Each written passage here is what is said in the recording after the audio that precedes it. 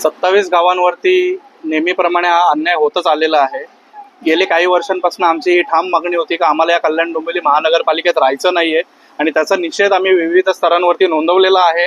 आम्ही टॅक्स देखील आता भरणार नाही कारण का आम्हाला इथं राहायचंच नाही. परंतु एक प्रकारे ज्यावेळी जसे ब्रिटिश होते ते ब्रिटिश जी राजवट होती ती देखील आम्हाला परवडत होती, पण आता त्या ब्रिटिश राजवटीपेक्षाही बेकार काम जे चालू आहे ते आज 27 गावांमध्ये चालू आहे.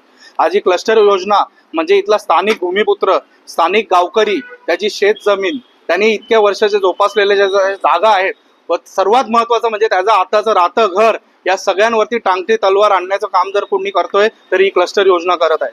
थोडक्यात या क्लस्टर योजनेमध्ये आज बरीचशी माहिती आम्ही आज चर्चा केली आणि येत्या काही दिवसांमध्ये म्हणजे येत्या 20 तारखेला आम्ही या क्लस्टरच्या संदर्भात 27 गावातील पूर्ण लोकांची आज एक भव्य बैठक लावणार आहोत आणि त्या बैठकीमध्ये प्रत्येक गाववाल्यांना आम्ही समजून देणार आहोत तिथे का आपल्या सगळी जागा आणि सगळे आपले भूखंड असतील किंवा आपली घरं असतील याच्यावरती कशी आता बाधा येणार आहे या क्लस्टर बंद, हे सगळं आम्ही त्या मिटिंगला समजून देणार आहोत.